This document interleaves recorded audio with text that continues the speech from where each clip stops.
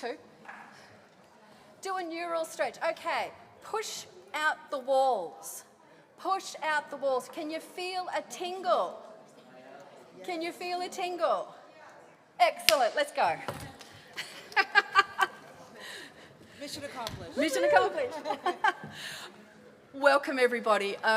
Before I introduce our fabulous panel, I'm just going to have an indulgence and I'm going to tell you about me. So, my name is Frances Kwan Farrant and I'm the Manager for Strategic Impact for Disability Sports Australia. Yoo-hoo! I'm a disabled woman. I'm an avid swimmer, not competitive. And I'm thrilled, absolutely thrilled to be moderating this session. Sport has a unique power. It can build strong, inclusive communities, create meaningful connections, and help everyone to feel that they truly belong. Sport is more than playing, though playing is important. It's about being seen, valued, and fully included in community life. And it's a powerful way to build stronger, more connected communities. So, what do we do in Australia? Oh, look, there's me. So, that's me, Disability Sport Australia. I do this? Here we go. Just giving you a quick, brief rundown because I do impact. Disability Sports Australia is a national not-for-profit organisation and we're dedicated to increasing grassroots sport participation for people with disability.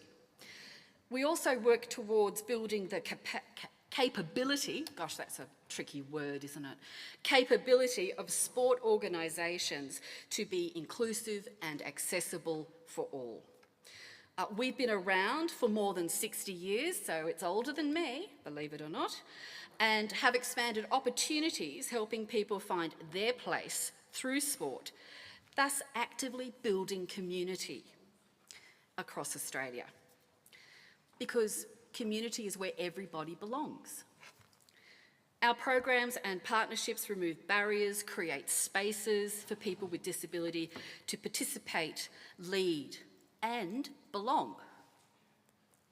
There we go. Here's our impact. So in 2025, DSA delivered national programs engaging thousands of participants, showing how inclusive sport can actively build communities, strengthen social connections, and create welcoming spaces across Australia, or as we say, down under. We do it all on the smell of an oily rag. Now, you can ask me about that later. So I'll let you look at that. Now, our wonderful panel. We've got a bit of woman power going on here, thanks very much. Very much so. So first we have Erin Brooker-Lozert from the USA. Then we have Carla Bali from the UAE. Then we have Maria Atiles Pojias from Spain, Viva España. And then we have Neja Adamic from Slovenia. So, big round of applause for our wonderful women. And first off the rank is Erin from the USA. Thank you so much, Frances, and thank you all for being here. My name is Dr. Erin Brooker-Lozert, and I'm the Program Director at Els for Autism Foundation. Els for Autism Foundation is a global nonprofit organization. I'm housed in the United States, but in case you are unfamiliar, we have Els for Autism South Africa, UK, and Canada. So.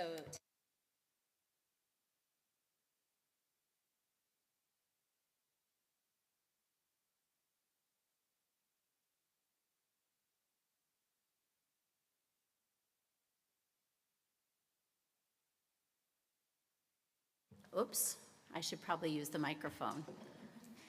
Thank you for your support and accommodations. Try again. Oh, my slides are not on. Uh-oh. I'll try again. There we go. All right, de novo. Here we go. We are going to talk a little bit about Els for Autism Foundation today and our Ernie Els Game on Autism sports programs. We have our sports programs in place because we are devoted to helping people with autism of all abilities reach their fullest potential and live meaningful and fulfilling lives while supporting caregivers and all of their family members who care for them, who walk alongside them. And so we do this by providing innovative research-based programs, today focused on sports, for individuals and families across the lifespan. We really focus on 3 impact areas, being early intervention, recreation, and adult services.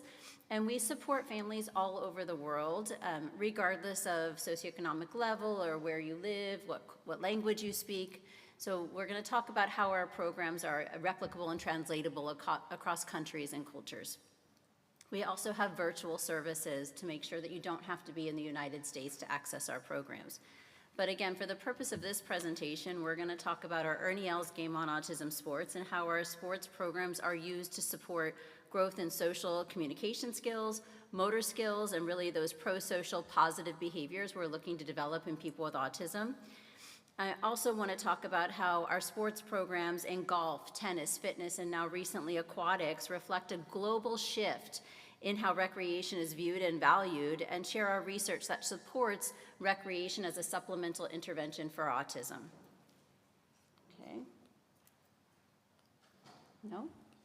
Yes?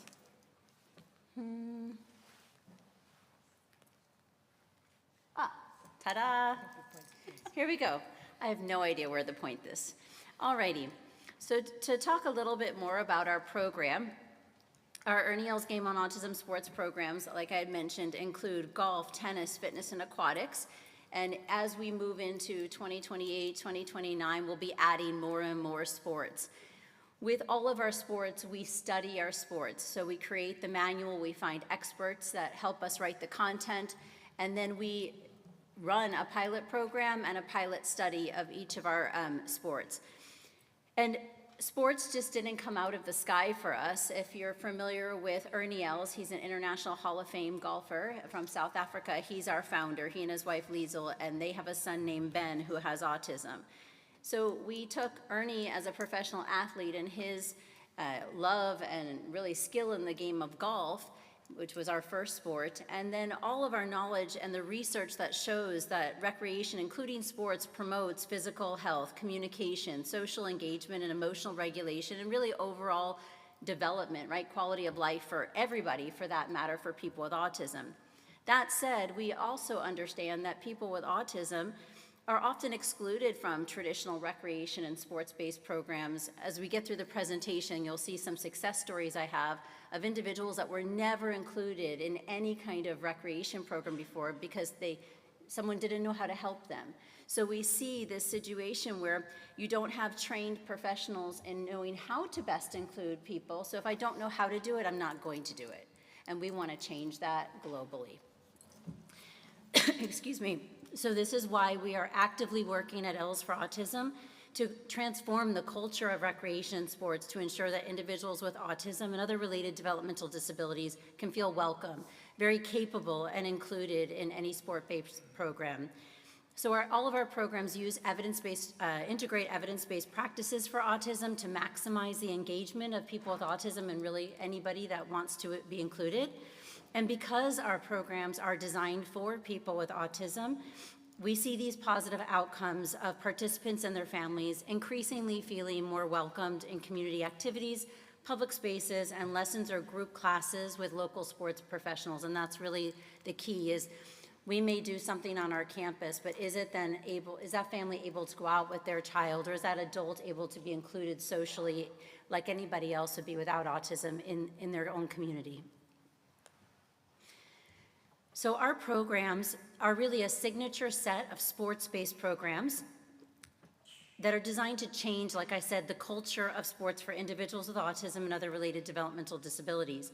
Each of our programs uses structured evidence-based teaching strategies for autism to deliver very tailored and individualized sports instruction. So we are wanting to make sure that if we teach you, if you have autism and you come and you participate in Ernie Els Game on Autism Sports, that you can learn to play the sport as it's meant to be played. It's not only just for recreation, it's to learn to build these sport-specific skills while also building the core deficits of autism and turning those areas of weakness or challenge into strength. We use pre and post assessments. We take data in every single lesson. There's progress reports at the end of each sports-based term that you may participate in. And we're using this layered learning approach as a primary teaching strategy, which is evidence-based in autism.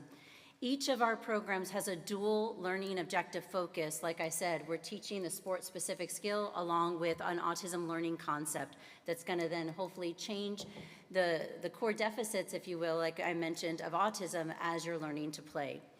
And each of our programs, which is very exciting, has a dual focus. So we not only have the curriculum and all the supports for people with autism, but we also have it for individuals that want to implement the program. So we have an official program provider training platform that's self-paced and virtual for each sport. And anybody then who is wanting to develop or implement sports in their area can become a provider and then get all the materials to implement the games. 1 minute. So I wanted to make sure you understood that our programs are great and I love them, but they're also based in research. So I included an overview of our research we have on golf, tennis, fitness, and we're going to be launching our aquatics program this summer and a pilot program this fall. All of these links to the peer-reviewed publications are also on our website. With every single program, we not only study it on our campus, but have multi-site studies across countries. Right now with our fitness program, where we have 6 sites in 4 countries involved. So if anybody is interested in collaborating with us on research as we move into our aquatics program, please let me know. We would love to continue to have our programs span across the world. So the essence of our programs are that everyone can play, and just like aligning with the theme of the Zero Project Conference, 4 seconds. autism, with having zero barriers for all people, autism is never a barrier in our program. So I really appreciate you allowing us to be here to expand our global reach and to understand that we have created a financial model for this through diverse sets of funding that is financially sustainable and can be translatable and scalable wherever you are. And I appreciate all of you supporting us in our next steps to continue to research our work, to continue to study and publish on our work, and to be a part of our new recreation and sports-based programs to come. So thank you. I'm going to introduce Carla. Okay, I am going to go ahead and introduce Carla. Paula. There you go. Yeah. I don't think you saw all my slides, but I'm happy to share them with anybody. Right. Okay, now help me here. I turn this Yep, on I think you're good. and I click this. Yes. Pointing, There you are. Uh, There you are. okay, there I am. Hi, my name is Jaula, and I'm originally from the United States, but have been living for the last 25 years in the United Arab Emirates. And I'm here today representing a program called Goals UAE. I realized I put our logo nowhere on this slide because I was so busy following directions. But the program is called Goals UAE, and I am the founder and currently executive director of the program. So Goals UAE, our main objective is really how to design belonging through sports. So I'm going to walk you through a little bit of, how we came about and the model that we're developing now in the UAE. Okay, I'm so stupid. This is what my son told me when he was about 5.5 years old, and he left a session at the little gym, which he had been so excited to go to. He had gone to with his sisters. The staff was excited to have him, and the groups were small. But he left feeling that he was the problem, right? And that moment taught me something really important in about 30 seconds, was that inclusion is not about welcoming, it's about design. The problem was not my son. The problem was the system. So the little gym had been incredibly welcoming, right? They had wanted my son. They were excited for him to come. They were sure that they could support him. But in reality, they were not set up for any type of cognitive diversity. My son has autism, so in this case, we're talking about cognitive diversity. The pacing was fast, you know, the instructions were layered, and all the good intention of the world, he left feeling that he was the problem. The issue was not the good intentions or the goodwill of the staff. It wasn't even their ability, it was the infrastructure. So that's talking about the difference between welcoming someone and really preparing for them. So an invitation, when you welcome someone, you say, you can join us. But when you design for someone, you say that we built this with you in mind, okay? So at Goals UAE, we're not building a special program, we're building a community of practice. So we work through sports academies, existing private sports academies across Abu Dhabi, and we support them. Because what we found is that many, many coaches and many, many academies want to be inclusive, but they just don't know how. They don't have the confidence. They think they don't have the skill. In many cases, they do have the skill, but they lack the confidence. And so that's where we step in. And we work through, again, private academies. So the same coaches, the same academies, the same places where everyone else in the community, where a child's cousins and siblings and peers may be attending, the same academies. And we mentor those coaches so that adaption becomes skill. They're not winging it, right? They have someone to support them through this. We work with a great number of schools who provide peer volunteers that develop real capacity. Because they work with us, they commit at least a term at a time, so they really develop some inclusion competence. Families are a big part of what we do. They have a voice in terms of focus groups, to ongoing surveys, to parent councils. They inform every step of the development of the project. What will be the next sport? What will be the next location? What timings work best for your family? They're involved in every part of the pathway. So this isn't a parallel system. We're building capacity into existing sports ecosystem. And our sports ecosystem. This just gives you a little sort of diagram of the partners that we work with. And this is a really lightweight model.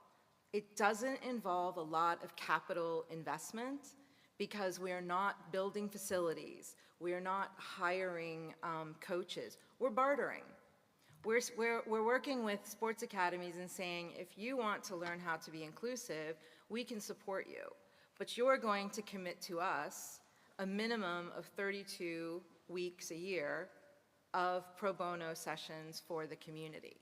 And that's how we provide, pro bono sessions. We also work with them to develop paid models. So we have a lot of our academies that, in addition to the community pro bono sessions, they work with individuals with disabilities privately or in small groups. So we don't deliver inclusion. Goals UAE builds the capacity within the sports sector to deliver inclusion. Two really important mechanisms: consistency. So the same academy on the same day, the same coaches, the same volunteers happens year-round. So many of our programs haven't changed in a year and a half, for example. So in addition to consistency, there's pathways. So we meet the athlete where they are. Beginner, intermediate, advanced athlete, we meet them where they are, and we create pathways. We work with community event coordinators to ensure that, athletes who want to, if they want to just come and learn to swim for safety and leave, or learn to ride a bike so that they can participate in family outings, that's fine. If they want to stay with us and develop if they want to stay with us and develop their skills and begin to participate in community races and events, we provide support for that as well. So there's no ceilings, but there's no pressure. Now this capacity works into the system. Again, the capacity is inside the system. So coaches are learning how to adapt sessions and run them independently. Community events and community event organizers are learning how to engage with athletes with disabilities. This is happening on a weekly, on a monthly basis. 1 minute. Yes, families are involved. And again, we work a lot with data, so we track exactly, participation and, what techniques are working and what aren't working. So all of this is building that capacity in the system. And what have we learned? Across contexts, what we've learned most is that consistency builds dignity. So when people are expecting you to show up every week, you belong, right? When people miss you when you're not there, that gives you that sense of belonging. And secondly is that coach support determines quality. Inclusion doesn't fail because of goodwill, it fails because of a lack of structure. And third is that families sustain the systems. So when families develop these peer networks, we see participation really stabilize because this is where they belong. 4 seconds. Okay. We see this model as very transferable because it doesn't depend on anything unique to the UAE. We haven't built anything different. And the model that we work through is really accessible anywhere where there's sports. And what we have, our takeaway is we feel that belonging is designed through structure and not through invitation. Thank you. And now my colleague from Try Rugby, correct? Yes. Maria. Hi everyone, I'm Maria. I'm here representing Trust Rugby Spain as the Vice President of the organization, and it's an honor to be here with you all, so thank you for having us. Today I'll be talking to you about how unifying individuals, communities, and cultures through the power of rugby. So, before we start, for those who are not familiar with rugby, it's just that sport with a weird ball where we tackle people, we get mud, so that's it. So then we can get started. When we talk about social innovation, we tend to think about boardrooms, serious meetings, high policy. That was not the case for us. Trust Rugby was born in the seaside town of Cullera, in a bar, while drinking beer and tapas. 3 friends, Jamie and the Artiles brothers, Simon and Michael, they all sat together and saw a gap in sport. And they founded Try as a crazy dream, founded on trust, belonging, and shared experience. The core belief was that rugby is more than just a sport. It is a unifying tool. The reality we face 10, 15 years ago when they started talking about creating this association was that adults with disability are frequently excluded from mainstream team sports. For that, we saw there was adapted sports, adapted solutions, but not a truly inclusive pathway, especially in a sport like rugby. Our solution was to create a unified model which consists of a team with people with and without disabilities. People without disabilities are called enablers. They enable the sport, they enable a safe space to have fun while playing sports.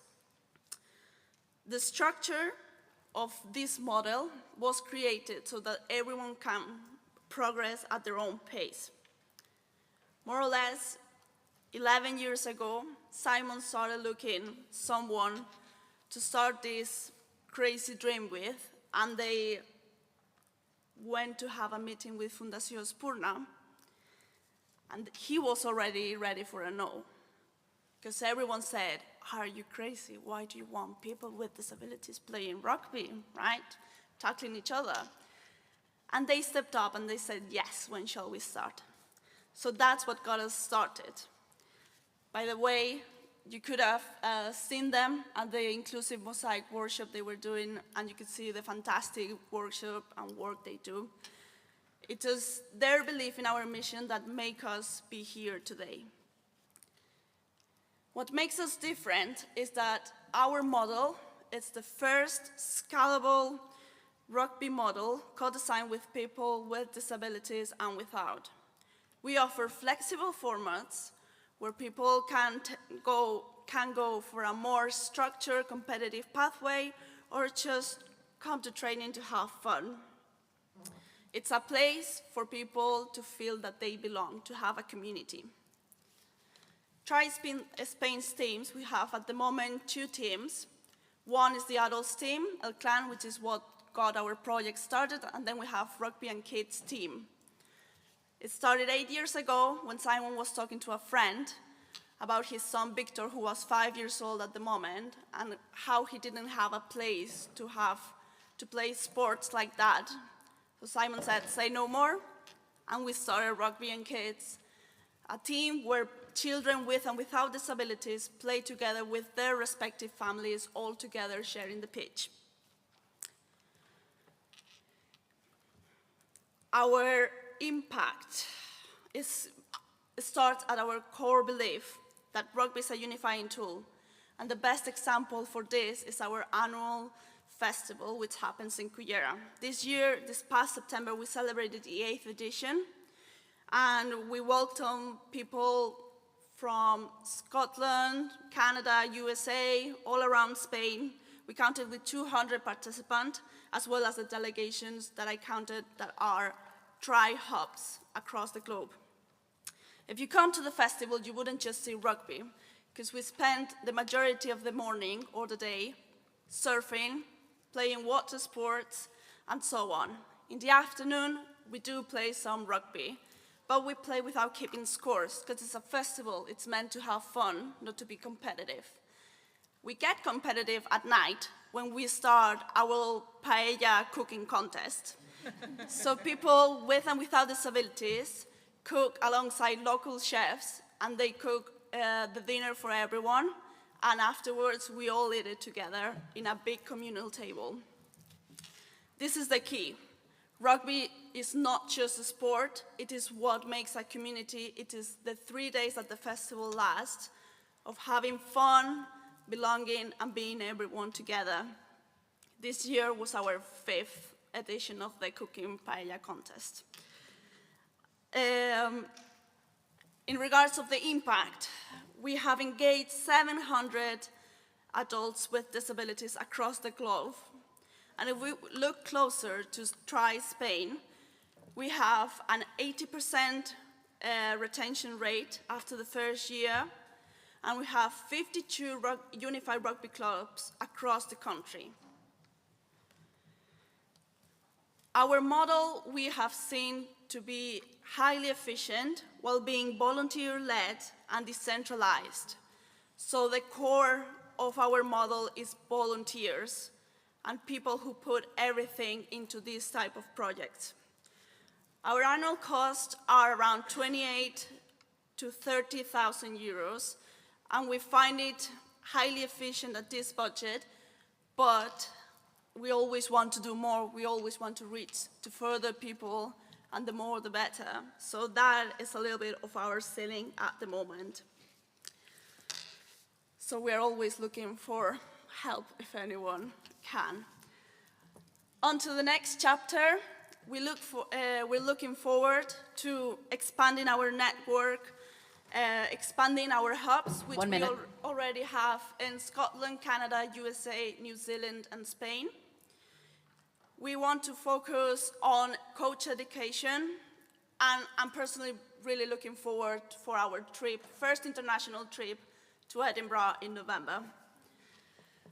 To finish, at Try Spain, we have proven that through the power of rugby, we can move from exclusion to belonging.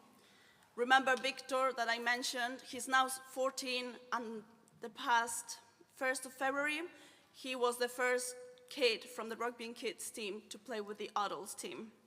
So it proves that our model is working. He's a dream come true, but everyone in this field has a why. And my why is in the picture in the middle. That's my father, Simon. He's the co-founder of Trash Rugby Spain. I'm here because the amazing work he did, but also because it's kind of a family inheritance for me to be doing this. When he was diagnosed with MND or ALS in 2020, I took up his role as the coach for the children's team. And since then, in October 2024, he passed away, and I kept on seeing his legacy through the players, through the laughs, and how our model keeps the spark going. I see his legacy everywhere that I go with these teams. The future is on values passed down generations. My father believed sport should leave no one behind. That belief comes reality with our model and Try Spain. I invite you to be part of our story. Let's work together to ensure sport is a right, not a privilege. So thank you.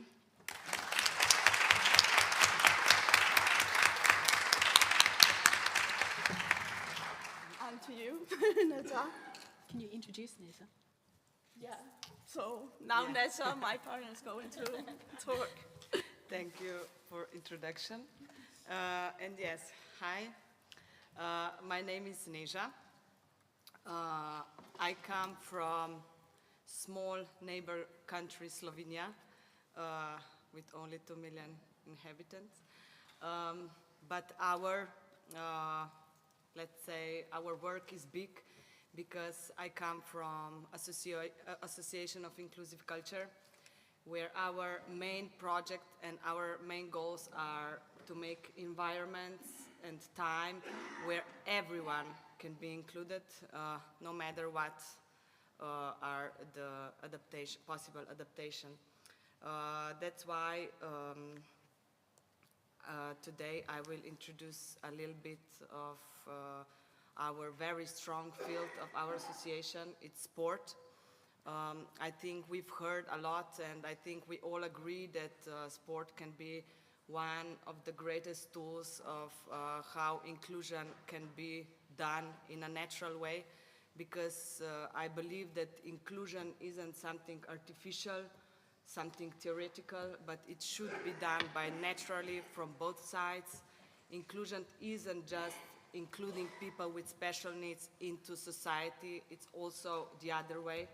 And I think that sport cannot be done without cooperation of all sides. That's why we use sport as a tool for strong inclusion. And we wouldn't be here if there wasn't a project, Sportway, which was actually a European project done by 3 countries, Slovenia, Austria, and Italy. And the main goal of this project was to make inclusive sport event where everyone can do sports. So in practice, it means that in each country we made a big event with sport workshops and few tournaments where everyone gets a chance to play. Not just people with special needs, but also normative population. And in Slovenia, that kind of event has already, this year will have already 20 years of tradition. And in this event, there are regular sport clubs and also special sport clubs, but most of them are regular sport clubs because we believe that also we have to show, and we like to give opportunity also regular clubs to get experience how it is if you have someone with special needs with you, because I think that most rejection comes in regular clubs because people get afraid of something they don't know. So they preferably say, no, we cannot accept you in our lines because we don't know how to do it. So that's why we believe that it's important that we give them environment where they can meet with people with special needs and also normative population, because in this event we invite participants from everywhere, everyone can be included. So it's really nice because we don't have any bad experiences, and a lot of clubs are very happy to participate, and they don't see any obstacles doing that. So that's why we believe that that kind of sport events are very welcoming, because like colleagues said, getting scores and competition is not the most important thing, but acceptance and participation is, and the fair play is the most important thing. And sport event, why it's so important? I think it's important also because you can include everyone also as volunteers in organizational team, because as you know, the real inclusion is when you have active role, when you are actively included, not just PT or some kind of charity inclusion. It should be operational way. So because just in this case you get reward for it. So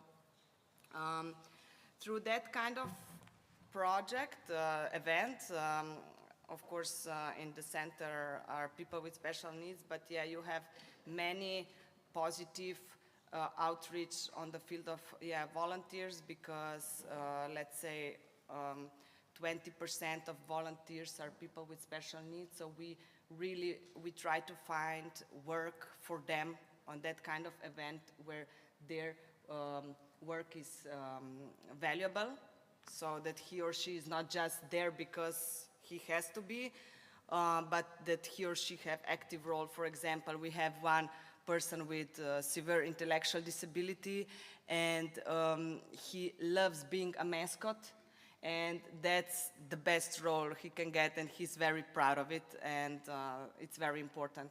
And for example, we have one autistic person and also with intellectual disabilities who is very good at video recording, and he makes the best videos of our event. So event gives opportunities to everyone to be equally included. That's why we do that. And yeah, like I said, sport clubs also get opportunity to meet with that kind of population. Besides sport events, our association has also very good sport programs which are done on the regular yearly basis.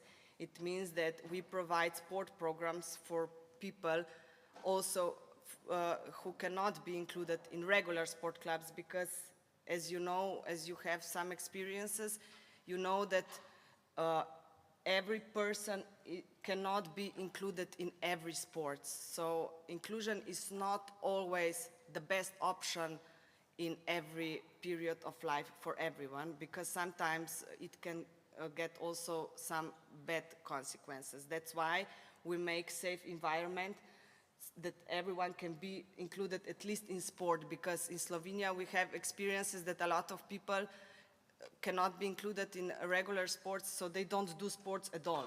So first step is to do sport, and then our main mission is that they improve their sport and social knowledge on this part, that they can be in future included in regular sport clubs. So we have many very good practices where we already included people into regular sport clubs. When I'm talking about our population, I'm talking about mostly people with mild, severe intellectual disabilities and with more difficult autism. So I'm talking about people who are mostly visiting special schools, so just to be clear about the population. So this is also one of the very important practices that we do in our association. And as I mentioned, volunteering is a very important base of our work. So if I return back to where I started, if you want some practical advices of inclusive sport event, you can visit our project website, which is active because yeah, the project finished, but web page is still active. And I think that yes, if you want to contact us or something else, you can find us on these 4 links. I'm sorry for my English, it's not as good as my panelists, but I'm speaking from my heart and good intention, and I think that we are all here with the same mission and the same goals, and I believe that we are all doing the best we can do. Thank you.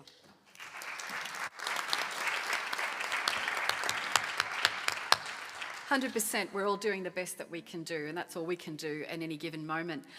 A key theme across each of our panellists' presentations today, I don't know if you were paying attention, I certainly hope you were, was belonging. Belonging, because belonging is what makes community, in my opinion. Okay, so we've got just 10 minutes left, and we're going to do some questions I've prepared for you, panellists. I hope you're ready. No pressure. Pop quiz, exactly.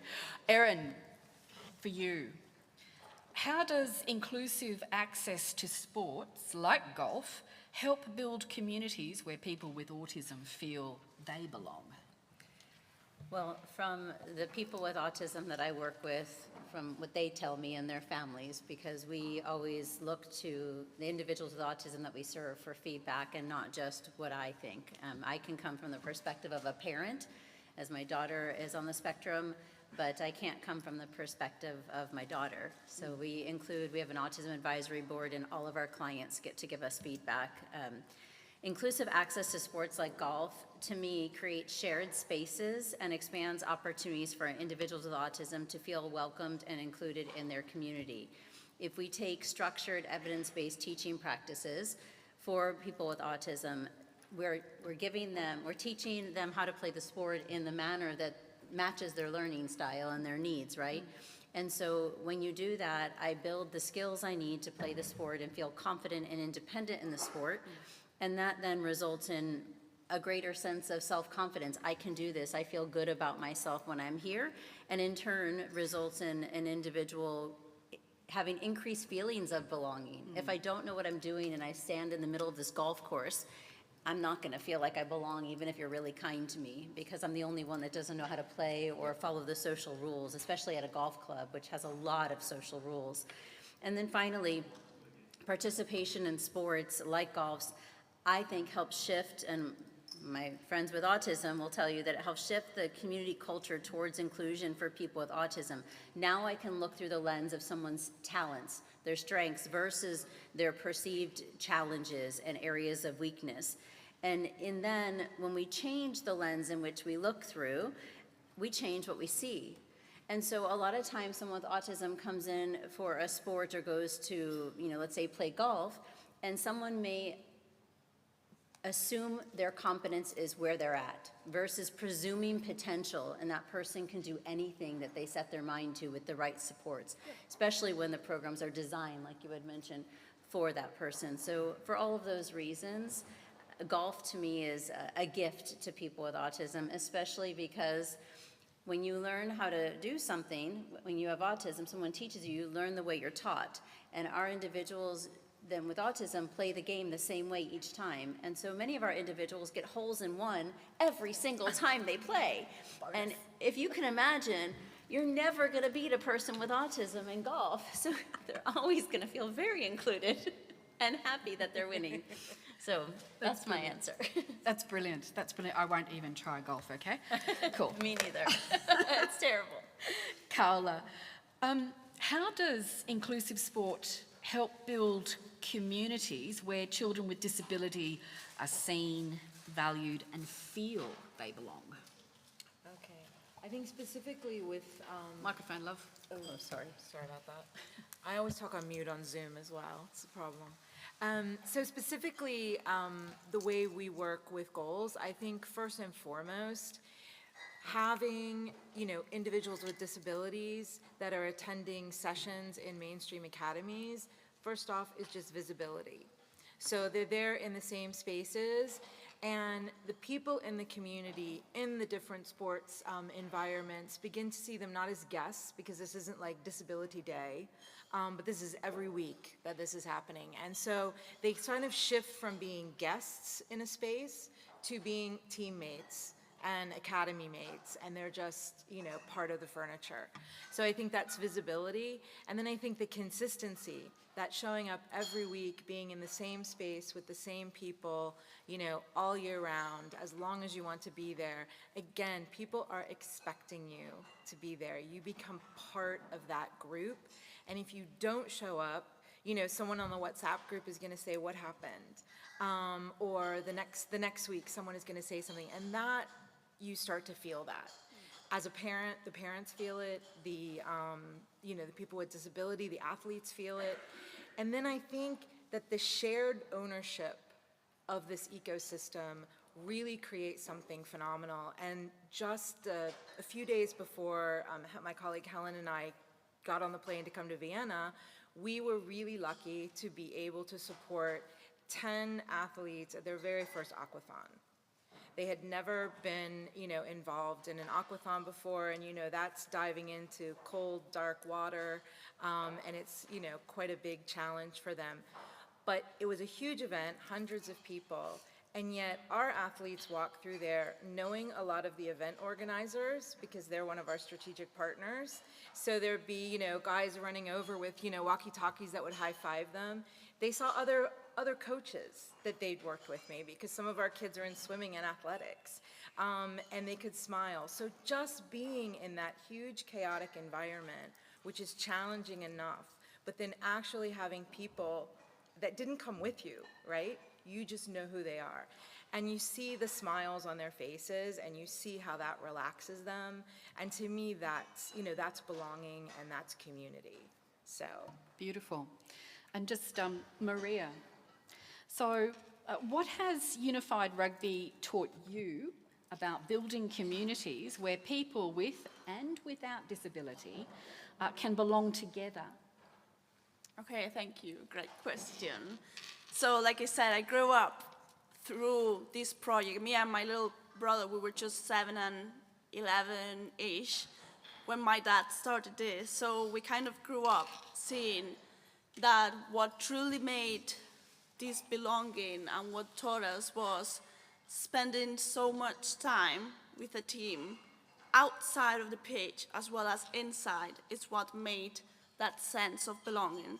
So we travel a lot to the north of Spain, which is maybe 10, 11 hours on a bus with 50 people. It gives you time to speak and to talk and complain about noises and smells, you know, everything. So I think those experiences like that, where we are all together outside of the pitch, is what truly makes the belonging and the community, rather than just the sport.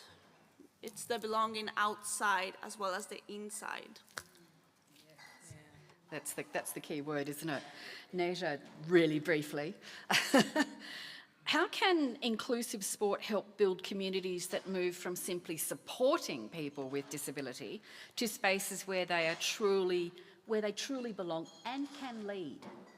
Thank you for the question. I think the most important is co-creation instead of charity, so that you find strong fields of that person and incorporate him into work and place where he can be really good at it. So then he can be kind of ambassador or role model also to the others. Like I said, the person, we have one as a mascot, we have one on the info desk where there is an event, we have one also accompanying people, children with special needs in our sport practice as a volunteer supporter. For example, we have one autistic boy with moderate intellectual disabilities, and he needs one-on-one support, and then we have support from person with special needs. So person with special needs accompany person with special needs, and his role is very necessary. I think their roles in community have to be necessary if we want the inclusion to be real. That's right, to be real. Okay, well, we're running quite out of time now, so thank you, and a round of applause for our panellists. It was all very, very informative. So yes, thank you for listening here today. And I just want to do a final note on the word community. We've talked a lot about sport, but this is about building community through sport. So the word community, you might know, has its origin in Latin, and it means together in gift. And so this afternoon, we came together at this session and at this Zero conference in 2026 in gift to each other and to our wider communities and to the world more broadly. We are a gift to each other. So thank you for coming this afternoon, everybody. And remember, every body belongs in sport. Thank you.